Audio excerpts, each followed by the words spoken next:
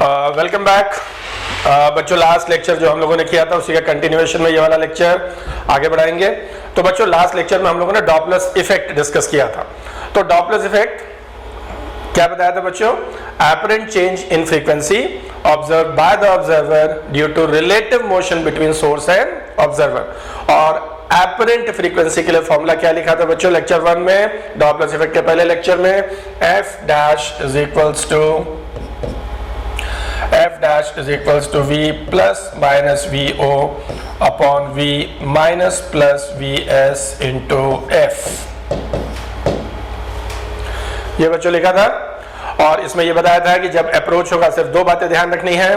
पिछले लेक्चर में जो बताया था मैं एक बार रिकॉल कर दे रहा हूं फटाफट कि अगर सोर्स और ऑब्जर्वर के बीच में अप्रोच हो रहा है, पास आ रहे हैं, डिस्टेंस डिक्रीज कर रहा है, तो बच्चों एपरेंट फ्रीक्वेंसी बढ़ जाएगी। और अगर सेपरेशन हो रहा है, रिसेशन हो रहा है, दूर जा रहे हैं, डिस्टेंस इंक्रीज कर रहा है, तो एपरेंट फ्रीक्वेंसी कम हो जाएगी।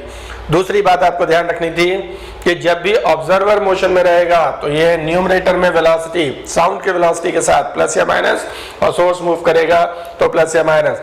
तो यहाँ बच्चों प्लस माइनस, माइनस प्लस क्यों लिखा था ये डिस्कस किया गया था कि अगर ऑब्जर्वर अप्रोच की कंडीशन में है, मतलब टुवर्ड्स द सोर्स जा रहा है तो प्लस, और अवे फ्रॉम द सोर्स जा रहा है तो minus.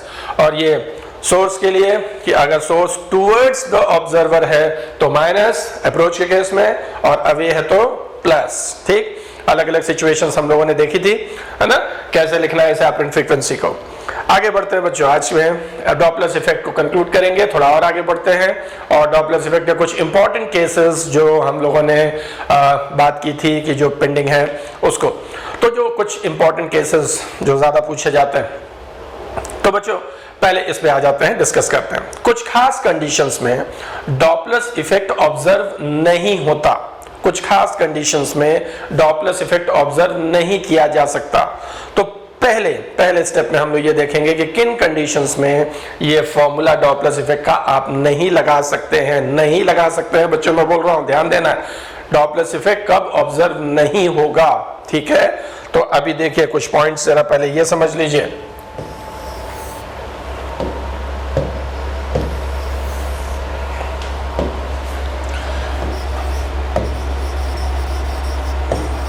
Doppler effect is not observed. Doppler effect is not observed। बच्चों Doppler effect कब नहीं ऑब्जर्व किया जा सकता है, इस पे ध्यान दीजिए। तो कब Doppler effect आप ऑब्जर्व नहीं कर पाएंगे, कब ये फॉर्मूले आपको नहीं लगाने हैं? पहली चीज,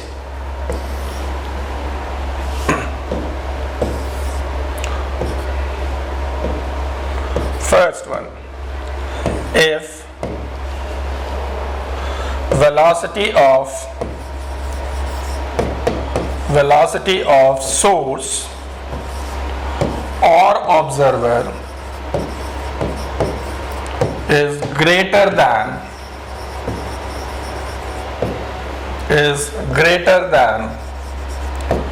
velocity of sound। पहला पॉइंट, तो पहला पॉइंट क्या है बच्चों? देखा आपने कि अगर सोर्स या ऑब्जर्वर की वेलोसिटी अगर साउंड की वेलोसिटी से ज्यादा हो जाए, तो बच्चों जो फॉर्मूला आप लिखते हैं ये f dash is equals to v plus minus vo over v minus plus vs into f। ठीक, ये फॉर्मूला बच्चों तभी आप यूज कर सकते हैं जब vo v से कम हो और vs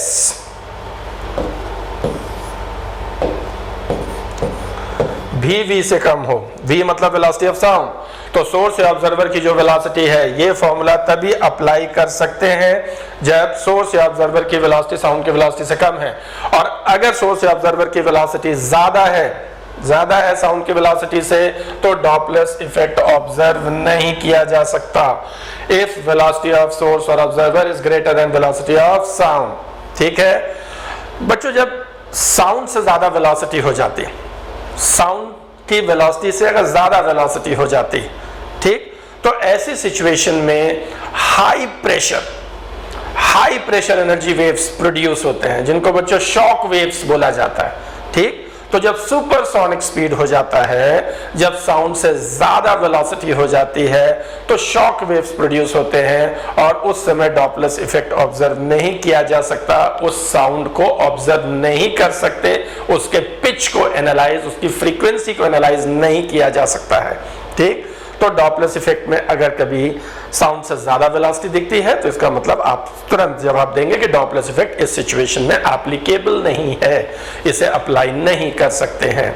ठीक, तो वेलोसिटी साउंड से कम होनी चाहिए, या अगर साउंड से ज्यादा वेलोसिटी हो गई तो ये सोर्स है, ये ऑब्जर्वर है, और बच्चों साउंड को ऐसे ट्रेवल करके ऑब्जर्वर की तरफ जाना है और साउंड ट्रेवल कर रहा है v से, और इन केस आपका ऑब्जर्वर ट्रेवल करने लगा साउंड से ज्यादा वेलोसिटी से, तो ऑब्वियसली साउंड की वेलोसिटी v है, ऑब्जर्वर उससे ज्यादा तेज जा रहा है, तो ऐसी सिचुएशन में साउंड अप्रोच ही नहीं कर पाएगा, ऑब्जर्वर तक साउंड पहुंच ही नहीं पाएगा, क्योंकि ऑब्जर्वर की वेलोसिटी ज्यादा है। और जब ऑब्जर्वर तक साउंड अप्रोच ही नहीं करेगा तो वो साउंड को नहीं सुन सकता, तो एपरेंट फ्रीक्वेंसी कम ज्यादा होने की बात ही नहीं जब साउंड ही नहीं सुना गया।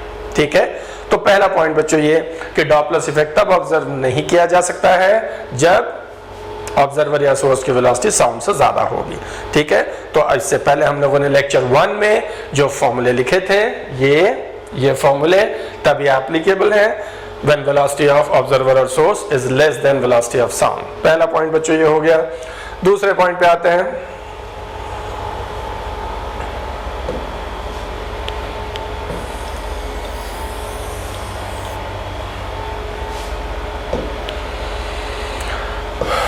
Second point,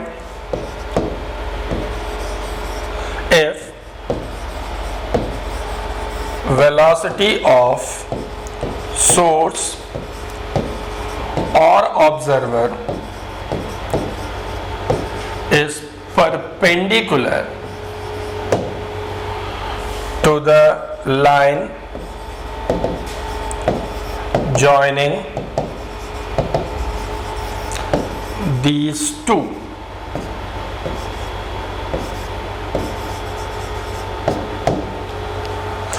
सेकेंड स्टेटमेंट पे आइए बच्चों।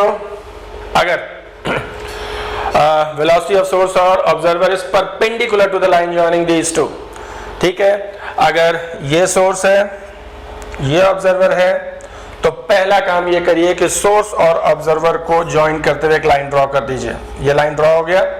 और बच्चों इससे पहले जो हम लोगों ने फॉर्मूले लिखे थे, आपने जरूर ध्यान दिया होगा कि इससे पहले हम लोगों ने जो फॉर्मूले लिखे थे उन फॉर्मूलों में जो सोर्स की वेलोसिटी थी वो इसी लाइन के अलोंग या तो इधर थी या तो इधर थी। ऑब्जर्वर की जो वेलोसिटी थी वो भी इसी लाइन के अलोंग इधर या इधर, ठीक, अप्रोच या सेपरेशन हो रहा था। ठीक है, अब मैं ये कह रहा हूं कि अगर कभी ऐसा हो कि सोर्स या ऑब्जर्वर की वेलोसिटी इन दोनों को ज्वाइन करने वाली जो लाइन है, सोर्स और ऑब्जर्वर को ज्वाइन करने वाली अगर लाइन जो है उसके परपेंडिकुलर हो, मतलब अब डायरेक्शन की बात हो रही है वेलोसिटी के, तो वेलोसिटी का डायरेक्शन जो है अगर सोर्स और ऑब्जर्वर को ज्वाइन करने वाली लाइन के परपेंडिकुलर होगा तो डॉपलर इफेक्ट ऑब्जर्व नहीं किया जा सकता।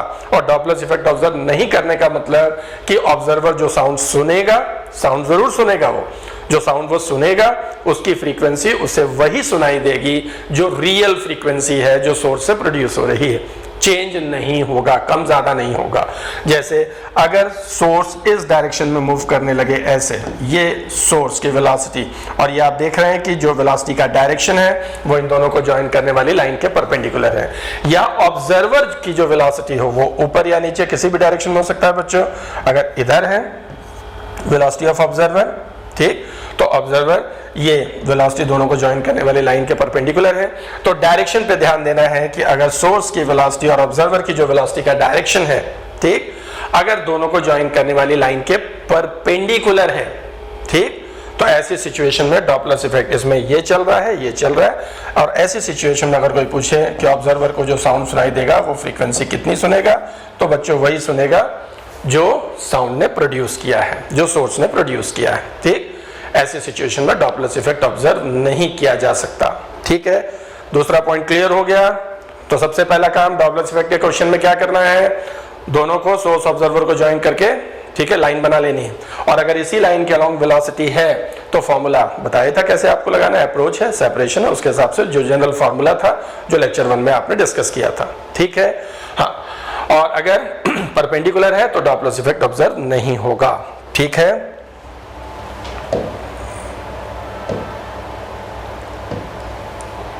देखिए अगर सिचुएशन ऐसी है, ये सोर्स है, ये ऑब्जर्वर है, ठीक, ये एक इंपॉर्टेंट केस है बच्चों, यहां पर जरा ध्यान देना है।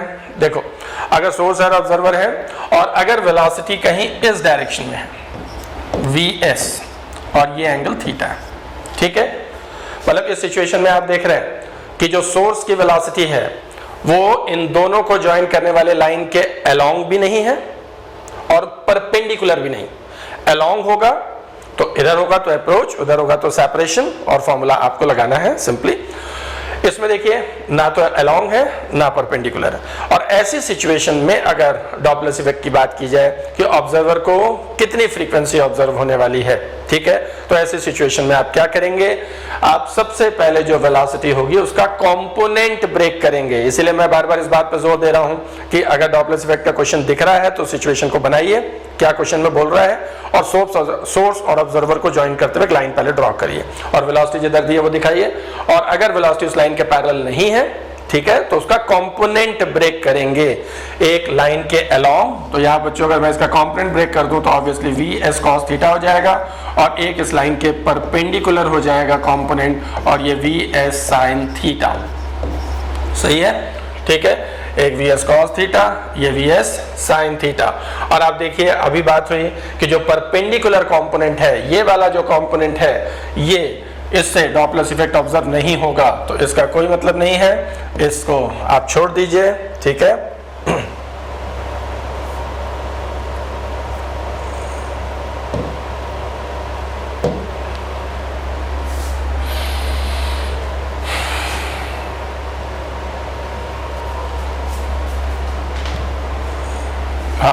इस कंपोनेंट से कोई मतलब नहीं है, इसे आप छोड़ दीजिए, और ये vs cos थीटा हो गया।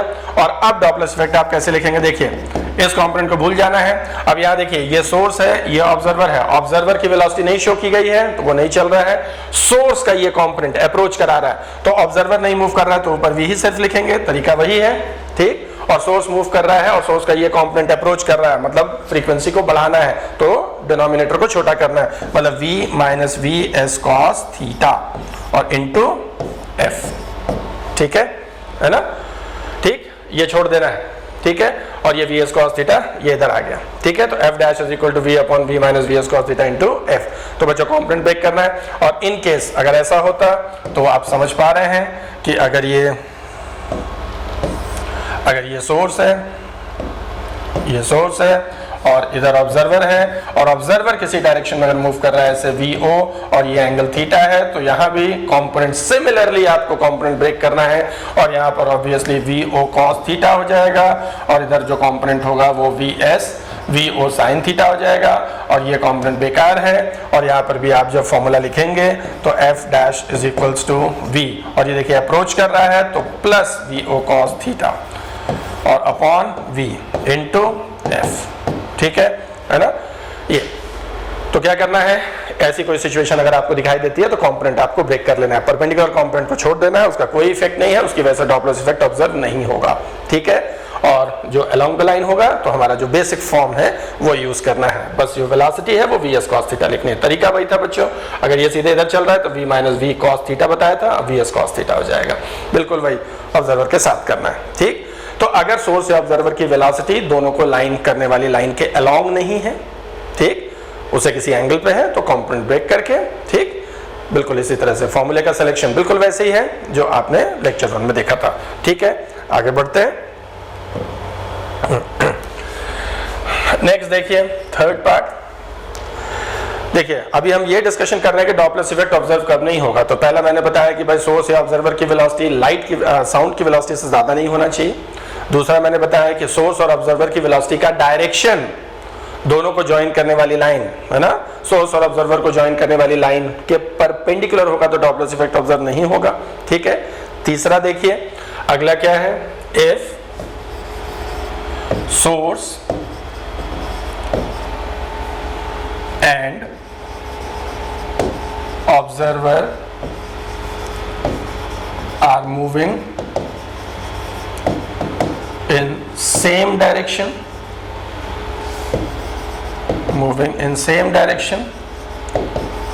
with same velocity.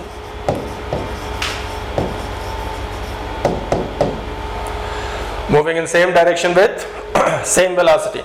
तो बच्चों अगर ऐसा दिखता है कि ये सोर्स है, ये ऑब्जर्वर है और दोनों एक ही डायरेक्शन में एक ही वेलोसिटी से मूव कर रहे हैं, डायरेक्शन भी सेम हो और वेलोसिटी का मैग्नीट्यूड भी, तो बच्चों अगर ये सोर्स इधर चल रहा है और मान लीजिए इसकी वेलोसिटी v डैश, जिसको हम लोग vs लिख रहे थे, सोर्स की वेलोसिटी, और ऑब्जर्वर की वेलोसिटी को भी v डैश ही लिख देते हैं, दोनों बराबर, मतलब vs भी v डैश है और vo भी v डैश है, ठीक।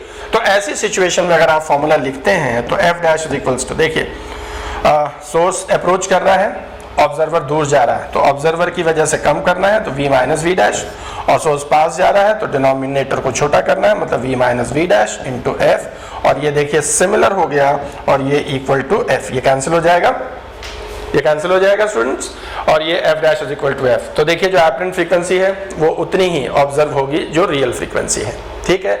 इस केस में आप देखिए अगर दोनों की वेलोसिटी सेम है, दोनों की वेलोसिटी सेम, ठीक है, तो दोनों के बीच का जो डिस्टेंस है ये टाइम के साथ इंक्रीज या डिक्रीज नहीं करेगा। और या अगर मैं रिलेटिव वेलोसिटी निकालूं सोर्स का ऑब्जर्वर के रिस्पेक्ट में या ऑब्जर्वर का सोर्स के रिस्पेक्ट में, तो रिलेटिव वेलोसिटी इस समय जीरो आएगा बच्चों। इसीलिए डेफिनेशन में हम लोगों ने क्या लिखा था कि एपरेंट चेंज, डॉपलर इफेक्ट की डेफिनेशन हम लोगों ने लिखी थी कि apparent change in frequency due to relative motion between source and observer, ठीक।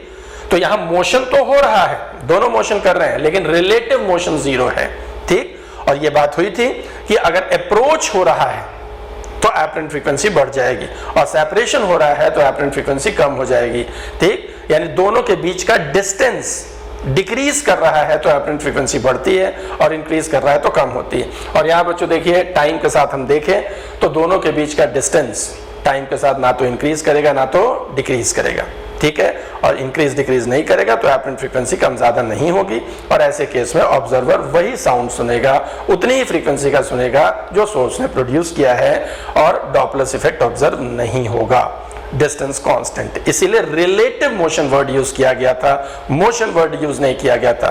तो जब सोर्स ऑब्जर्वर के बीच में रिलेटिव मोशन होता है, ठीक, तब डॉपलर इफेक्ट ऑब्जर्व किया जा सकता है, ठीक है। इसी में आगे देखिए कि इस बात को आप ऐसे समझ सकते हैं, अगर कभी ऐसी सिचुएशन दिखाई दे जैसे एक सर्कल है और यहाँ पर सोर्स है सेंटर पर और ऑब्जर्वर सर्कुलर मोशन कर रहा है, ठीक, ये ऑब्जर्वर है, ठीक है, मतलब सेंटर पे एक सर्कल के सेंटर पर सोर्स है और ऑब्जर्वर सर्कुलर मोशन कंटिन्यूअसली है ना परफॉर्म कर रहा है। अब ऑब्जर्वर जो साउंड सुनेगा इस सोर्स से, ठीक है, तो क्या डॉपलर इफेक्ट ऑब्जर्व होगा। तो इसमें बच्चों दोनों में कोई भी लॉजिक आप लगा सकते हैं। अभी देखिए अगर मैं ऑब्जर्वर और सोर्स को ज्वाइन कर दूं तो इन दोनों को ज्वाइन करने वाला लाइन, ठीक है, वेलोसिटी ऑब्जर्वर की उसके परपेंडिकुलर है। दोनों को ज्वाइन करने वाला लाइन ऑब्वियसली रेडियस, और वेलोसिटी टेंजेंशियल होती है सर्कुलर मोशन में, और वेलोसिटी अगर दोनों को ज्वाइन करने वाली लाइन के परपेंडिकुलर है तो डॉपलर इफेक्ट ऑब्जर्व नहीं होगा, ठीक है। तो इसका मतलब इस केस में ऑब्जर्वर को जो साउंड सुनाई देगा वो एफ डैश एक्चुअल फ्रीक्वेंसी के इक्वल ही होगा, डॉपलर इफेक्ट ऑब्जर्व नहीं होगा। या बच्चों इसमें आप ये लॉजिक भी दे सकते हैं कि जब मोशन हो रहा है तो दोनों के बीच का जो डिस्टेंस है, distance between source and observer, तो बच्चों ऑब्जर्वर जब मूव करेगा तो distance between source and observer वो कांस्टेंट है, डिस्टेंस इंक्रीज या डिक्रीज नहीं कर रहा है, तो इसलिए डॉपलर इफेक्ट ऑब्जर्व नहीं किया जा सकता, क्योंकि ये ना तो अप्रोच का केस बन पा रहा है ना सेपरेशन। और इसमें अगर पोजीशन बदल भी दें तो मेरे ख्याल से कोई फर्क नहीं डिस्कशन में, यहाँ सेंटर पे ऑब्जर्वर है और अगर सोर्स मूव करने लगे सर्कुलर मोशन में तो यहाँ भी डॉपलर इफेक्ट ऑब्जर्व नहीं होगा इन दोनों सिचुएशन में, ठीक है ना। अगले पॉइंट पे आते हैं बच्चों, नेक्स्ट पॉइंट, अगर बच्चों सोर्स और ऑब्जर्वर दोनों स्टेशनरी हैं और उनके बीच में विंड ब्लो करने लगे तो मीडियम के मोशन करने की वजह से, ठीक, डॉपलर इफेक्ट ऑब्जर्व नहीं किया जा सकता, ठीक। डॉपलर इफेक्ट तभी ऑब्जर्व होगा जब सोर्स या ऑब्जर्वर है ना कोई मोशन करे, ठीक, सिर्फ विंड के ब्लो करने से डॉपलर इफेक्ट ऑब्जर्व नहीं होगा। तो अगर ये कोई कहता है कि सोर्स ऑब्जर्वर रेस्ट में है and wind is blowing between them, ठीक, then Doppler effect will not be observe. ठीक है ना। तो अगला पॉइंट बच्चों ये हो सकता है, if source and observer are stationary, ये दोनों stationary, and wind is blowing between them,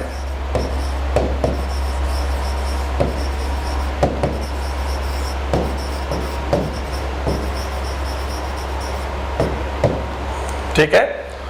मतलब ये है कि अगर ये सोर्स है, ये ऑब्जर्वर है, दोनों रेस्ट में हैं और विंड ब्लो करने लगे किसी वेलोसिटी से VW, ठीक है, तो विंड चाहे इधर या इधर ब्लो करेगा, ठीक, तो केवल विंड का मोशन, मीडियम का जो मोशन है वो डॉपलर इफेक्ट क्रिएट नहीं कर सकता। इसलिए डॉपलर इफेक्ट डेफिनेशन में लिखा था कि ऑब्जर्वर और सोर्स के बीच में रिलेटिव मोशन होना चाहिए। ठीक है, इन दोनों के बीच में रिलेटिव मोशन होगा तभी आप डॉपलर इफेक्ट को ऑब्जर्व कर सकते हैं। ठीक है, तो बच्चों ये कुछ केसेस हुए जिसमें डॉपलर इफेक्ट ऑब्जर्व नहीं किया जा सकता। ठीक, इसमें सेकंड वाला केस जरूर ध्यान रखिएगा कि जब वेलोसिटी ऑफ सोर्स और ऑब्जर्वर किसी एंगल पर होता है तो कंपोनेंट ब्रेक करके तब आपको फॉर्मूला अप्लाई करना है। ठीक है, आगे बढ़ते हैं। तो बच्चों डॉपलर इफेक्ट में अगला जो सबसे इंपॉर्टेंट केस है जो हम डेस्परेटली डिस्कस करना चाहते हैं, और ये most important part of the Doppler effect, important का मतलब एग्जामिनेशन में जो क्वेश्चंस पूछे जाते हैं उसके पॉइंट ऑफ व्यू से हम देखें तो बच्चों Doppler effect in reflected sound, ठीक, रिफ्लेक्टेड साउंड में डॉपलर इफेक्ट का केस बनता है और इसको हम डिस्कस करना चाहते हैं। तो ये बात बच्चों जरा ध्यान से सुनिएगा और ध्यान से देखिएगा, इस बात पे जरा खास तौर से फोकस करना है। यहां देखिए,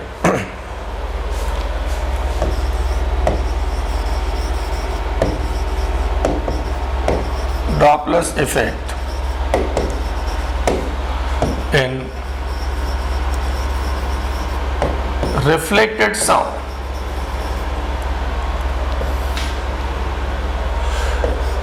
इंपॉर्टेंट है,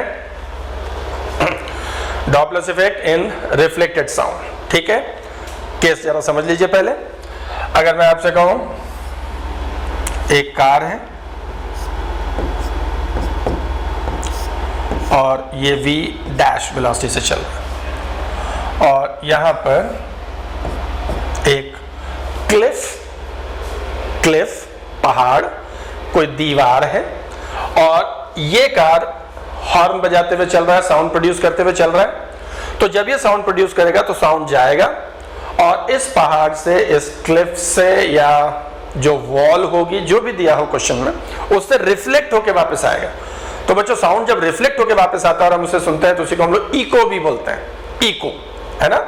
तो ऐसी सिचुएशन में भी डॉपलर इफेक्ट ऑब्जर्व होगा। अब यहां पर आप ध्यान दीजिए कि अगर ये चल रहा है, ठीक, और इसने साउंड प्रोड्यूस किया, हॉर्न बजाया, उसकी फ्रीक्वेंसी f है। ठीक है, अब यहां से साउंड गया तो यहां पर मैं इसका डायग्राम यहां बना दे रहा हूं। तो साउंड यहां से गया ऐसे, ठीक, और साउंड की वेलोसिटी को v से डिनोट करते हैं, और साउंड ऐसे गया और साउंड यहां से रिफ्लेक्ट होकर वापस आया। ठीक है, अगेन वेलोसिटी V', क्योंकि मीडियम वही एयर है तो साउंड की वेलोसिटी ड्यूरिंग रिफ्लेक्शन चेंज नहीं होगी क्योंकि मीडियम नहीं चेंज हुआ। तो देखिए V से साउंड गया और V से ही साउंड लौट आया। ठीक है, V से साउंड गया V से, और V' velocity of the car है। अब यहां पर बच्चों ध्यान देंगे आप कि अभी इसने साउंड प्रोड्यूस किया, वही साउंड गया, तो ये सोर्स है, ये साउंड प्रोड्यूस कर रहा है, और जब साउंड रिफ्लेक्ट होके वापस आया तो यही कार में बैठा ऑब्जर्वर, इसी कार में बैठा ऑब्जर्वर उस साउंड को सुनेगा। थोड़ी देर के बाद सीन ये होगा कि ये कार यहां से चल के यहां पहुंच जाएगी, जो कि ऐसे चल रही होगी V' से, और ये साउंड इसी कार में बैठा ऑब्जर्वर सुनेगा। ठीक, इसका मतलब क्या हुआ कि ये कार ही सोर्स की तरह शुरू में बिहेव कर रहा है, और जब साउंड रिफ्लेक्ट होके आया, इको की तरह आया, तो यही उसी में बैठा आदमी ऑब्जर्व भी कर रहा है। इसका मतलब थोड़ी देर पहले यही सोर्स है और थोड़ी देर बाद पहले यही ऑब्जर्वर भी है। ठीक, और ऐसी सिचुएशन में जब ये साउंड को सुनेगा तो उसे फ्रीक्वेंसी कुछ इंक्रीज्ड सुनाई देगी, है ना। तो ये डॉपलर इफेक्ट हुआ इन रिफ्लेक्टेड साउंड। साउंड जब रिफ्लेक्ट होके आया, वही सोर्स है, वही ऑब्जर्वर है, ठीक है। तो ऐसी सिचुएशन में क्या होगा कि जब आप डॉपलर इफेक्ट लगाएंगे कि एपरेंट फ्रीक्वेंसी कितनी होगी, तो जरा ध्यान दीजिए, यहां क्या करेंगे, f dash is equals to ठीक है।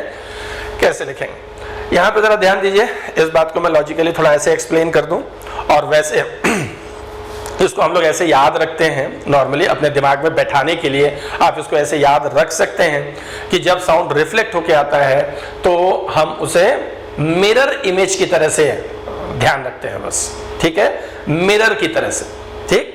तो हमें फॉर्मूला पहचानने में दिक्कत नहीं होती। पहले मैं बेसिक बात जरा एक्सप्लेन कर दूं और फिर मिरर इमेज की बात भी बताता हूं आपको। देखिए, अगर ये सोर्स है और ये ऑब्जर्वर है, तो ऑब्वियसली साउंड ट्रेवल करेगा फ्रॉम सोर्स टू ऑब्जर्वर, तो साउंड ट्रेवल करेगा यहां से यहां, ठीक। ये साउंड के जाने का डायरेक्शन है, ठीक है। साउंड बच्चों हर तरफ जाएगा, सोर्स प्रोड्यूस हुआ तो सभी तरफ जाएगा, लेकिन ऑब्जर्वर वही साउंड सुनेगा जो इधर आ रहा है, ठीक है। उधर उधर जाने वाला साउंड ऑब्जर्वर नहीं सुन रहा है ना, तो हमारे लिए ये साउंड, ठीक। अच्छा, अब देखिए कि अगर सोर्स जिस डायरेक्शन में साउंड ट्रेवल कर रहा है, अगर सोर्स उसी डायरेक्शन में ट्रेवल कर रहा है, अगर सोर्स इधर जा रहा होता तो ऑब्वियसली बच्चों ये अप्रोच का केस होता, ये केस अप्रोच का केस होता, ठीक। मतलब ये बात हम बेसिकली दिमाग में बैठाएं, ठीक है, कि जिस डायरेक्शन में साउंड ट्रेवल करता है अगर उसी डायरेक्शन में सोर्स चलता है तो इसका मतलब अप्रोच, और अगर अपोजिट चलता है साउंड के तो इसका मतलब सेपरेशन। ऑब्जर्वर के लिए जस्ट उल्टा होता है। देखिए, साउंड इधर से ट्रेवल करके आ रहा है, यहां देखे तो साउंड इधर से ट्रेवल करके आ रहा है, और ऑब्जर्वर अगर ऐसे ट्रेवल करेगा, मतलब जिस डायरेक्शन से साउंड आ रहा है अगर वो अपोजिट ट्रेवल करके उसको रिसीव करेगा तो अप्रोच होगा। और अगर वो साउंड की डायरेक्शन में चलने लगे, इधर साउंड चल रहा है और इधर ही वो चलने लगे, ठीक, तो इसका मतलब ये सेपरेशन का केस है, ठीक है ना, ठीक। सोर्स के लिए साउंड का डायरेक्शन में चलना अप्रोच है, उसके अपोजिट चलना सेपरेशन है। ऑब्जर्वर के लिए उल्टा, ठीक, साउंड के अपोजिट चलना, साउंड जिधर से आ रहा है उसके अपोजिट चलना अप्रोच है, और साउंड के डायरेक्शन में चलना सेपरेशन। तो बच्चों यहां जरा ध्यान दो, ये जब सोर्स है तो साउंड किस डायरेक्शन में चल रहा है, उसी डायरेक्शन में, तो इसका मतलब सोर्स और साउंड सेम डायरेक्शन में ट्रेवल कर रहे हैं, इसका मतलब सोर्स अप्रोच की कंडीशन में। और जब यहां पहुंचे तो देखिए साउंड ने अपना डायरेक्शन बदल लिया, और साउंड जिस डायरेक्शन से आ रहा है, और जब ये साउंड को ऑब्जर्व करने वाला है तो ये अपोजिट डायरेक्शन में जाता हुआ साउंड को रिसीव कर रहा है, ठीक, तब ये ऑब्जर्वर है। और ऑब्जर्वर अगर अपोजिट डायरेक्शन से रिसीव करता है तो वो अप्रोच का केस। इसका मतलब इसमें सोर्स भी अप्रोच की कंडीशन में है और ऑब्जर्वर भी अप्रोच की कंडीशन में है, ठीक है। और अगर दोनों अप्रोच की कंडीशन में होंगे तो अगर ऑब्जर्वर अप्रोच में है तो बढ़ाना है v प्लस वी डैश, और अगर सोर्स भी अप्रोच की कंडीशन में है तो डिनोमिनेटर को छोटा करना है, उससे भी फ्रीक्वेंसी को बढ़ाना है, ठीक, ये आ जाएगा, ठीक है। ये फॉर्मूला हुआ, ठीक, ये Doppler effect in reflected sound, ठीक है। ये बच्चों मैंने लॉजिक बताया इसके पीछे, ठीक। तो जब साउंड रिफ्लेक्ट होकर आएगा तो इसका मतलब सोर्स भी अप्रोच कर रहा है, ऑब्जर्वर भी अप्रोच कर रहा है। और इस कंडीशन को बच्चों आप ऐसे सोच लेंगे आगे से कि इसे आप मिरर इमेज की तरह से याद रखिए। मिरर इमेज का मतलब क्या है, यहां जरा ध्यान दीजिए कि अगर ये सिचुएशन है कि यहां पर कार है और ये v डैश वेलोसिटी से चल रहा है, और साउंड, ये सिचुएशन दिखा रहा हूं, ये कार है और साउंड यहां से रिफ्लेक्ट हुआ, तो बच्चों जहां से साउंड रिफ्लेक्ट हुआ वहां पर मान लीजिए कि एक मिरर लगा हुआ है, मिरर। और ये बताइए अगर इस कार का इमेज देखें उस मिरर में तो ऑब्वियसली इस कार का इमेज ऐसा दिखाई देगा यहां, और अगर कार इधर चल रही है तो इसका इमेज इधर चलता हुआ दिखेगा, v डैश, मिरर इमेज बनाया, ठीक है। कार का मिरर इमेज मतलब जहां से साउंड रिफ्लेक्ट होगा वहां एक मिरर लगा देना है, ठीक, और मिरर इमेज बना देना है, ठीक है। आप इसे सोर्स और इसे ऑब्जर्वर की तरह से ट्रीट कर लीजिए, ठीक है, और इसको भूल जाइए। अब बताइए सोर्स ऑब्जर्वर दोनों अप्रोच की कंडीशन में है तो ऑब्वियसली आप जो फॉर्मूला यूज करेंगे वो यही वाला यूज करेंगे, ठीक है ना। तो मिरर इमेज बनाना है रिफ्लेक्टेड साउंड के केस में। ये बच्चों मैंने ऐसा बनाया है तो उसके हिसाब से फॉर्मूला ये है, ठीक है। और अगर आगे बढ़ते हैं, अगर ऐसी सिचुएशन आपको दी जाए कि यहां पर कार है और ये इस डायरेक्शन में चल रहा है v डैश, और यहां पर एक क्लिफ है, ठीक है, और साउंड रिफ्लेक्ट होके आ रहा है, ठीक। अब इसने साउंड प्रोड्यूस किया f का, साउंड जाएगा रिफ्लेक्ट होके आएगा, लेकिन अब कार का जो ऑब्जर्वर वो यहां पहुंच जाएगा और साउंड रिफ्लेक्ट होकर थोड़ी देर बाद आएगा। अब इस सिचुएशन में आपसे फॉर्मूला डिसाइड करने के लिए बोला जाए, ठीक है ना। बस फॉर्मूला डिसाइड करना मेन काम है, बाकी क्वेश्चन में तो वैल्यूज गिवन होती हैं, एफ की वैल्यू होगी, वेलोसिटी ऑफ साउंड गिवन होगा, कार की वेलोसिटी गिवन होगी, फॉर्मूला आप सही सेलेक्ट कर लेते हैं तो बस पुट करने की बात रह जाती है, ठीक है। तो इसमें क्या करना है, वही मैंने बोला मिरर इमेज की तरह से सोचना। अब मिरर इमेज की तरह से सोचोगे तो क्या सिचुएशन बनेगी, ये वी डैश हो गया, ठीक, यहाँ पर एक मिरर लगा दिया और मिरर में अगर कार की इमेज देखेंगे तो ऐसे बनेगी, और ये बताइए कार इधर जा रहा है तो इसमें इमेज में वो कार इधर जाता दिखेगा, वी डैश, ठीक।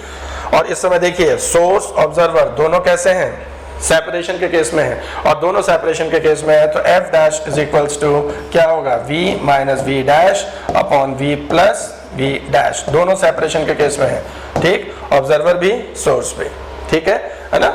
तो ये फॉर्मूला आप लिखेंगे, ठीक। तो ये बच्चों कंडीशन हुई Doppler effect in reflected sound, ठीक है। हाँ, कई बार इसी क्वेश्चन में बीट्स के साथ क्वेश्चन पूछता है कि इसने साउंड प्रोड्यूस किया 100 हर्ट्ज फ्रीक्वेंसी का, उसकी वेलोसिटी बता दी, तो जब साउंड रिफ्लेक्ट होकर आएगा तो बच्चों दो साउंड ओवरलैप करता है, एक तो कार हॉर्न बजाते हुए चल रहा है उसकी एक्चुअल फ्रीक्वेंसी, और जब वो रिफ्लेक्ट होकर आता है तो एपरेंट फ्रीक्वेंसी, ठीक। और दोनों में अगर कुछ माइनर डिफरेंस है तो बीट्स प्रोड्यूस हो सकते हैं, ठीक है। तो बीट्स अगर हम जानते हैं, बीट्स एक अलग सेक्शन है जिसके बारे में अभी यहाँ हम डिस्कस नहीं करना चाह रहे हैं, जब बीट्स पढ़ेंगे तो दोनों की फ्रीक्वेंसी का डिफरेंस ही नंबर ऑफ बीट्स हो जाता है, ठीक है। तो एपरेंट ही निकालना है आपको एक्चुअल में से माइनस करके, ठीक है, नंबर ऑफ बीट्स की पोजीशन आपको बतानी है, ठीक है।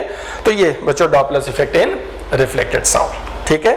तो ये कुछ केसेस जो आपको दिखाई पड़ रहा है डॉपलर इफेक्ट में, ठीक है, इनको जरा ध्यान से समझने की जरूरत है। अच्छा, ये तो साउंड में डॉपलर इफेक्ट हो गया बच्चों। अब लाइट में भी डॉपलर इफेक्ट होता है ना, लेकिन लाइट में इतने फॉर्म नहीं होते, उसमें यहाँ साउंड में सोर्स चल रहा है कि ऑब्जर्वर चल रहा है, उसको देखते हुए आप डिसाइड करते हैं फॉर्मूला, ठीक है ना। और लेकिन लाइट में ऐसा नहीं है, लाइट में सिर्फ दो ही फॉर्मूले होते हैं, एक अप्रोच और एक सेपरेशन। लेकिन लाइट का जो डॉपलर इफेक्ट है, ठीक है, वो हम लोग ऑप्टिक्स में डील करते हैं, ठीक। तो बच्चों डॉपलर इफेक्ट में इतनी बातें आपको ध्यान रखनी है, ठीक है। हाँ, इन केस अगर कभी ऐसा आता है कि बीच में डॉपलर इफेक्ट के क्वेश्चन में अगर विंड की वेलोसिटी गिवन होती है, ठीक, तो बस बच्चों वो बिल्कुल अपस्ट्रीम डाउनस्ट्रीम की तरह सोचना है, ठीक है। जैसे कोई स्विमर रिवर में तैर रहा है तो डाउनस्ट्रीम में जाता है तो वेलोसिटी बढ़ जाती है ना। बिल्कुल ऐसे ही जिस डायरेक्शन में साउंड ट्रेवल कर रहा है, अगर विंड उसी डायरेक्शन में जा रहा है तो साउंड की वेलोसिटी बढ़ जाएगी। जैसे क्वेश्चन में कहा कि 330 मीटर पर सेकंड से साउंड ट्रेवल कर रहा है और विंड ब्लो कर रहा है उसी डायरेक्शन में 20 मीटर पर सेकंड से, तो 330 प्लस 20 साउंड की वेलोसिटी 350 कर लेनी, ठीक। तो अगर विंड का इन्वॉल्वमेंट आता है तो साउंड की वेलोसिटी, और अपोजिट होगा तो माइनस करना है अपस्ट्रीम की तरह, ठीक है ना। बस इतने, बाकी फॉर्मूले का नेचर बिल्कुल वैसे ही है, ठीक है, ये बिल्कुल वैसे। तो बच्चों ये एक सेक्शन हो गया जो डॉपलर इफेक्ट का। अब आपको प्रीवियस ईयर्स के जो क्वेश्चंस हैं, ठीक, कौन से क्वेश्चंस आए एग्जाम में उनको उठाना है और इन फॉर्मूलों को ध्यान में रखते हुए एक बार कॉपी पेंसिल पे लिख के आराम से रियलाइज कर लेना है, फॉर्मूला याद कर लेना है और क्वेश्चंस लगाने शुरू करने हैं, ठीक है। थैंक यू बच्चों। नेक्स्ट लेक्चर में हम लोग आगे बढ़ेंगे और कुछ इंपॉर्टेंट लेक्चर्स में आपके सामने आएंगे। Thank you.